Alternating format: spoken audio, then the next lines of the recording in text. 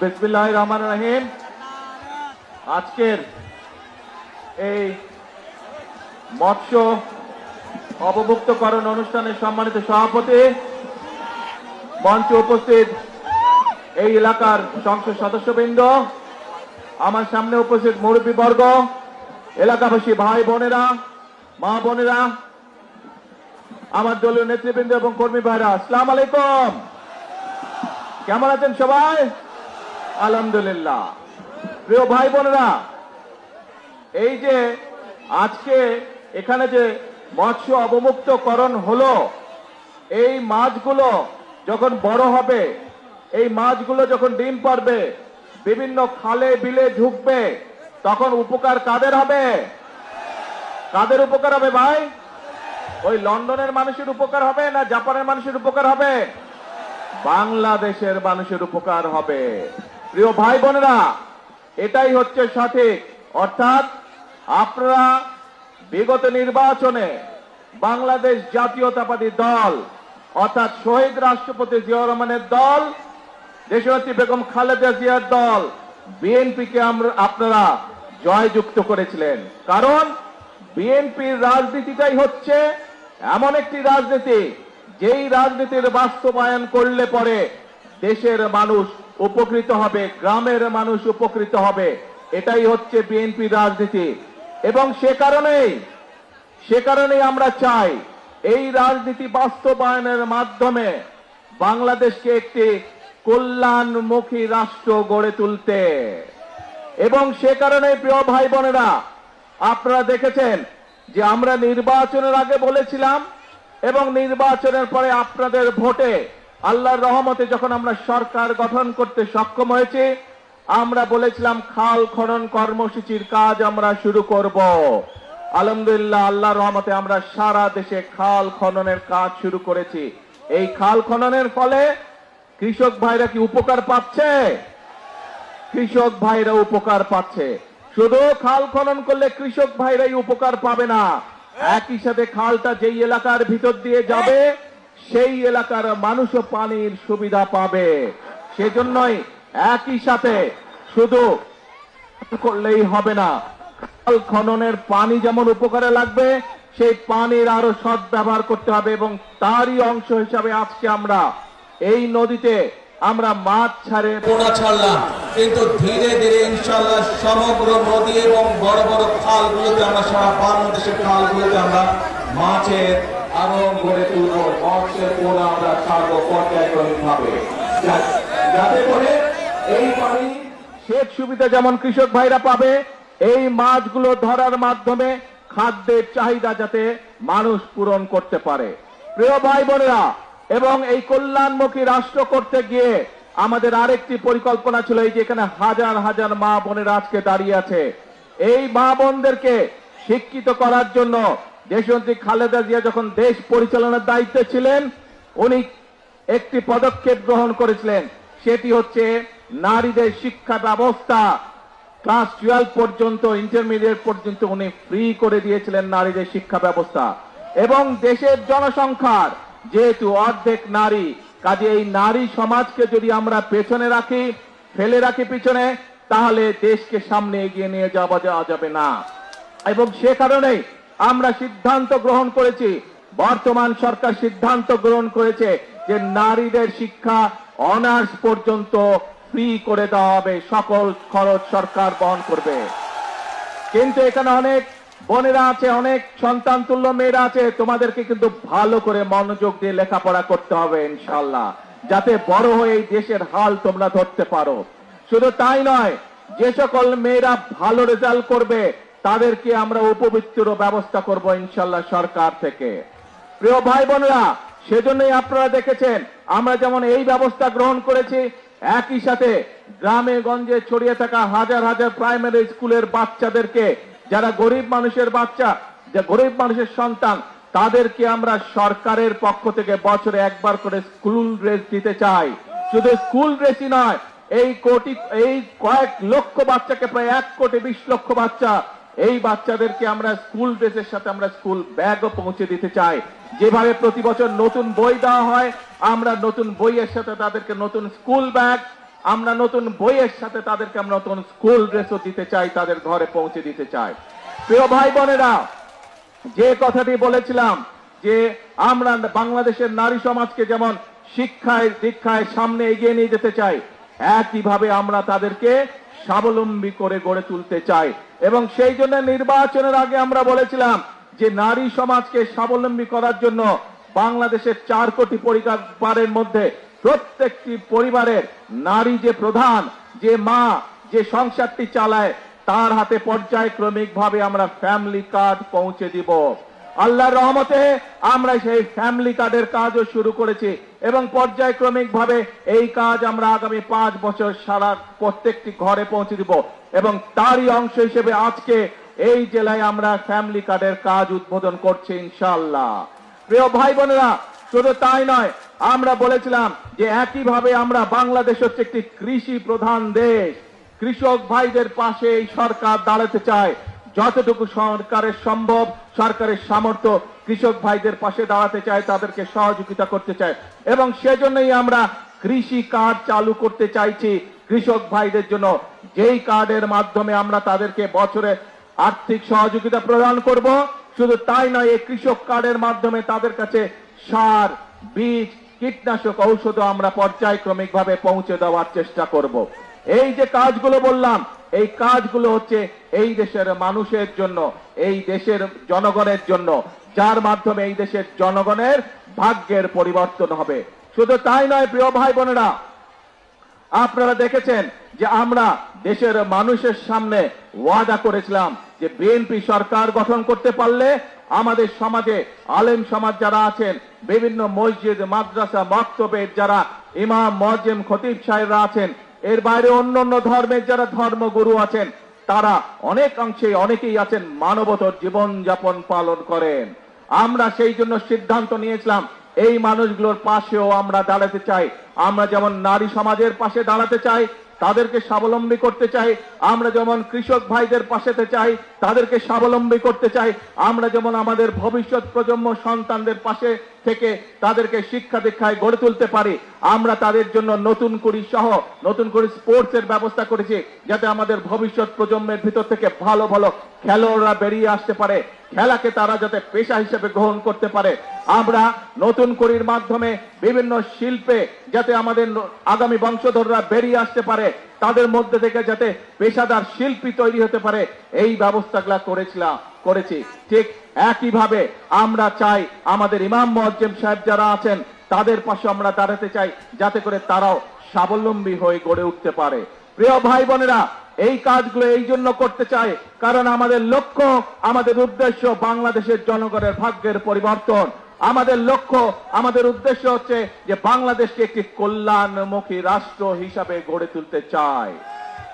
প্রিয় ভাই বোনেরা, যেই পরিকল্পনা গ্রহণ করলে, যেই পদক্ষেপ গ্রহণ করলে দেশের মানুষের ভাগ্য, বিশেষ করে গ্রামে থাকা মানুষগুলোর ভাগ্য, উপজেলায় থাকা মানুষগুলোর ভাগ্যের পরিবর্তন হবে ধীরে ধীরে, আমরা সেই কাজগুলো করতে চাই প্রিয় ভাই বোনেরা। এবং সে কারণেই আমরা খাল খনন কর্মসূচি, বৃক্ষরোপণ অভিযান, ফ্যামিলি কার্ড, কৃষক কার্ড, স্কুলের বাচ্চাদেরকে পোশাক পৌঁছে দেওয়া, তাদের হাতে নতুন বই পৌঁছে দেওয়া, স্কুলগুলোকে ঠিক করা, ইমাম মুয়াজ্জিম সাহেবদেরকে সহযোগিতা করা আর্থিকভাবে, এই কাজগুলো আমরা করতে চাই প্রিয় ভাই বোনেরা। কিন্তু প্রিয় ভাই বোনেরা, অতীতে যেমন দেখেছে বিএনপি বাংলাদেশ জাতীয়তাবাদী দলকে বাংলাদেশের জনগণ যতবার দেশ পরিচালনার সুযোগ করে দিয়েছে, দেশের দায়িত্ব যতবার অর্পণ করেছে, আমরা দেখেছি কিছু সংখ্যক রাজনৈতিক দল বিশৃঙ্খলা তৈরি করেছে। প্রিয় ভাই বোনেরা, এই যেই পরিকল্পনার কথা আপনাদের সামনে তুলে ধরলাম, এই মাছের অবমুক্তকরণ, এই ফ্যামিলি কার্ড, কৃষক কার্ড, বাচ্চাদেরকে মানুষ রূপে গড়ে তোলা, সুন্দর আদর্শ নাগরিক হিসাবে গড়ে তোলা, এই যে কাজগুলো, ইমাম মুয়াজ্জিম সাহেবদেরকে অর্থনৈতিকভাবে সহযোগিতা করা, আপনারা কি মনে করেন এইগুলোর যদি বাস্তবায়ন করা যায় তাহলে দেশের মানুষের ভাগ্যের পরিবর্তন হবে? কি ভাই মনে করেন? আরে ভাই, কামগুলো তো আপনাদের জন্য কি মনে করেন বলতে হবে তো। সঠিক মনে করেন এই কাজগুলো ঠিক আছে? যদি এই কাজগুলো ঠিক আছে প্রিয় ভাই বোনেরা, তাহলে এই যে খাল খনন কর্মসূচি, খাল খনন কর্মসূচি বাস্তবায়ন হলে কি গ্রামের মানুষের পানির চাহিদা এবং সেচের সুবিধা বাস্তবায়িত হবে? তাহলে প্রিয় ভাই বোনেরা, যারা এসব কাজে বাধাগ্রস্ত করবে, যারা রাজপথে বিশৃঙ্খলা তৈরি করবে, যারা দেশের মানুষকে মিথ্যে কথা বলে বিভ্রান্ত তৈরি করবে, তাদের বিরুদ্ধে আপনাদেরকে রুখে দাঁড়াতে হবে। আমরা জানি, আমরা দেখেছি, আমরা দেখছি এখনো যে স্বৈরাচার এই দেশ থেকে পালিয়ে গিয়েছে, যারা বাংলাদেশের মানুষের কথা বলার অধিকারকে গলা টিপে মারতে চেয়েছিল, যারা বাংলাদেশের রাজনৈতিক অধিকার, মানুষের রাজনৈতিক অধিকারকে কেড়ে নিতে চেয়েছিল, যারা বাংলাদেশের মানুষের ভাগ্যের পরিবর্তনকে স্টপ করে দিতে চেয়েছিল, তাদের বিরুদ্ধে এই বাংলাদেশের মানুষ রুখে দাঁড়িয়েছিল এবং তাদেরকে এই দেশ থেকে তারা বিতাড়িত করে দিয়েছে। এখন প্রিয় ভাই বোনেরা, এখন সময় হচ্ছে কাজ করার, এখন সময় হচ্ছে দেশকে সামনের দিকে এগিয়ে নিয়ে যাওয়ার। কাজেই দেশকে যদি আমরা সামনে এগিয়ে নিয়ে যেতে না পারি, তাহলে এই দেশের মানুষকে কষ্ট করে থাকতে হবে। আমরা দেখেছি বিগত দিনে কিভাবে এই দেশের মানুষের অর্থ সম্পদ লুটপাট করে বিদেশে পাচার করে দেওয়া হয়েছিল। সেই পাচারকারীদেরকে এই দেশের মানুষ বিতাড়িত করে দিয়েছে এই দেশ থেকে। এখন সেই জন্য সময় হচ্ছে আমাদেরকে সকলকে হাতে হাত রেখে কাজ শুরু করতে হবে। কোন সেই কাজ? রাষ্ট্র মেরামতের কাজ শুরু করতে হবে। আমাদেরকে একসাথে হাতে হাত রেখে কাজ শুরু করতে হবে। কোন সেই কাজ? দেশ পুনর্গঠনের কাজ আমাদেরকে করতে হবে প্রিয় ভাই বোনেরা। কারণ এই দেশের মালিক হচ্ছে বাংলাদেশের জনগণ। এই দেশকে যদি গড়ে তুলতে হয়, তাহলে বাংলাদেশের জনগণেরই সামনে এগিয়ে আসতে হবে। এই দেশের মানুষের গণতান্ত্রিক অধিকারকে যদি সমুন্নত রাখতে হয়, তাহলে বাংলাদেশের জনগণকে যেই ছাত্র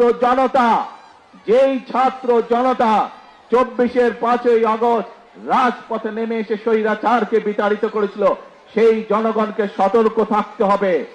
যারা এই দেশের মানুষের স্বার্থের বিরুদ্ধে কথা বলবে, যারা এই দেশের মানুষের জন্য নেওয়া বাস্তব পদক্ষেপগুলোতে বিশৃঙ্খলা তৈরি করবে, তাদের ব্যাপারে আমাদেরকে সতর্ক থাকতে হবে। প্রিয় ভাই বোনেরা, আমরা জানি একদিনে সকল সমস্যার সমাধান হবে না। যেভাবে স্বৈরাচার এই দেশের অর্থনীতি বলেন, এই দেশের পররাষ্ট্রনীতি বলেন, এই দেশের শিক্ষা ব্যবস্থা বলেন, এই দেশের স্বাস্থ্য ব্যবস্থা বলেন, প্রত্যেকটি ব্যবস্থাকে ধ্বংসপ্রাপ্ত করে দিয়ে গেছিল, সেই আমরা সরকার গঠন করার পরে দেশের সকল অবস্থাকে আমরা ধ্বংসপ্রাপ্ত পেয়েছি। সেজন্যই প্রিয় ভাই বোনেরা, আমাদেরকে ধ্বংস থেকে গড়ে তুলতে হচ্ছে। এই যে এমপি সাহেব একটু আগে এখানে ব্রিজ এবং রাস্তার কথা বলে গেলেন, যদি দেশে উন্নয়নই হতো, তাহলে এই কাজগুলো এত বছরেও হলো না কেন? এই জন্যই হয় নাই, কারণ এর আগে যারা দেশের শাসনভার দখল করে রেখেছিল, তারা জনগণের ভোটে নির্বাচিত ছিল না। তারা জোর করে ক্ষমতা দখল করে রেখেছিল এবং সেজন্যই তারা জনগণের জন্য কোনো কাজ করে নাই। আমরা দেখেছি, আমি জানি সমগ্র দেশের মানুষ, বিভিন্ন শুধু ঢাকা শহর না, ঢাকা শহর সহ বাংলাদেশের সকল মানুষ, সকল জেলা উপজেলার বহু মানুষ বিদ্যুতের কষ্ট ভোগ করছেন এই মুহূর্তে। কিন্তু এই যে বিদ্যুতের সমস্যা, এই সমস্যা স্বৈরাচার, যে স্বৈরাচারকে এই দেশের মানুষ বিতাড়িত করেছে, তাদের আনপ্ল্যান, অপরিকল্পিত পরিকল্পনার জন্য, অপরিকল্পিত বিভিন্ন পদক্ষেপের জন্য আজকে বিদ্যুৎ এবং জ্বালানির এই অবস্থা।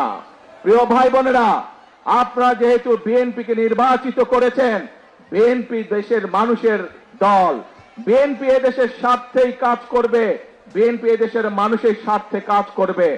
আজকে এখানে দাঁড়িয়ে আপনাদের সামনে আমি বলতে চাই, এই আগামী 27 তারিখে আবার জাতীয় সংসদের অধিবেশন শুরু হবে। সেই জাতীয় সংসদ অধিবেশনে আপনাদের দল, আপনাদের সরকার দেশের মানুষের সামনে জাতীয় সংসদের মধ্যে উপস্থাপন করবে কিভাবে আমরা ইনশাআল্লাহ আগামী 10 বছর এই দেশের বিদ্যুৎ সমস্যার সমাধান করব।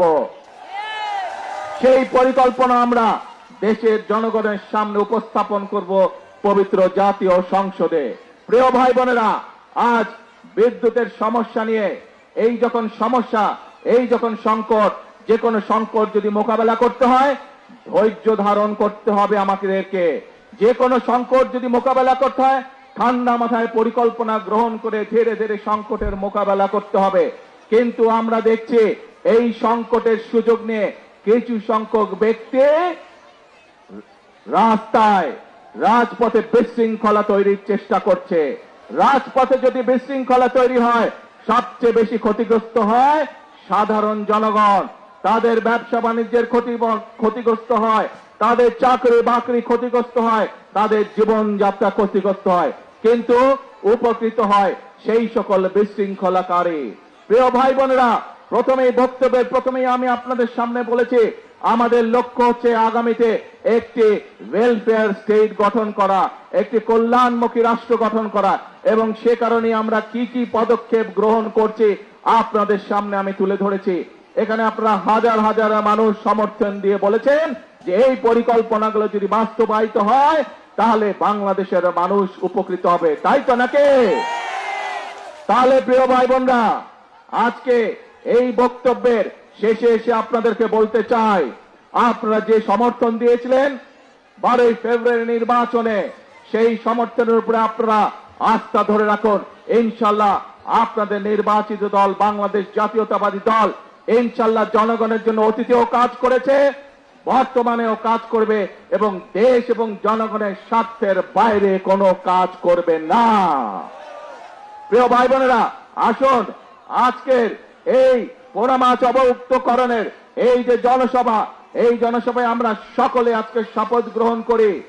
আমরা সকলে শপথ গ্রহণ করি, সকলে প্রতিজ্ঞা করি যে দেশের স্বার্থের বিরুদ্ধে যারা কাজ করবে, যারা বিশৃঙ্খলা তৈরি করবে, যারা জনগণের স্বার্থে নেওয়া বিভিন্ন কর্মসূচি বাধাগ্রস্ত করবে, তাদেরকে জনগণের সকল শক্তি নিয়ে তাদেরকে প্রতিরোধ করবে। আছি নাকি আমরা দেশের শান্তি রক্ষায়? আসুন, যে কোনো মূল্যে আমাদেরকে দেশের শান্তি রক্ষা করতে হবে।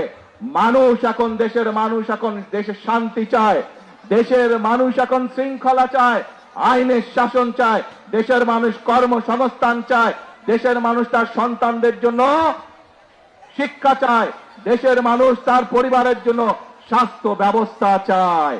এই কাজগুলো যদি করতে হয় আমাদেরকে তাহলে ধৈর্য সহকারে অবস্থা নিতে হবে, ধৈর্য সহকারে আমাদেরকে সময়ের জন্য ধীরে ধীরে সময়কে সুযোগ দিতে হবে, এবং একই সাথে আমাদেরকে সতর্ক থাকতে হবে। যারা বিশৃঙ্খলা তৈরি করছে তাদের ব্যাপারে আমাদেরকে সতর্ক থাকতে হবে। আছেন নাকি আপনারা আমার সাথে? ইনশাআল্লাহ প্রিয় ভাই বোনেরা, আজকে এই পর্যন্ত বক্তব্য রেখে আমি আমার বক্তব্য শেষ করছি। তবে আপনাদের কাছে প্রত্যাশা, 12 তারিখে যেভাবে আপনারা সমর্থন দিয়ে আপনারা আস্থা রেখেছিলেন বিএনপির উপরে, পরিষ্কার ভাবে আমি বলে দিতে চাই, ইনশাআল্লাহ আপনারা আস্থা ধরে রাখুন। বিএনপি আপনাদের সাথে ছিল, বিএনপি বাংলাদেশের জনগণের পাশে আছে, বিএনপি বাংলাদেশের জনগণের সাথে আছে, বিএনপি বাংলাদেশের জনগণের জন্যই কাজ করবে যতদিন বিএনপি টিকে থাকবে ইনশাআল্লাহ। আল্লাহ হাফেজ। বাংলাদেশ জিন্দাবাদ, বাংলাদেশ জাতীয়তাবাদী দল জিন্দাবাদ।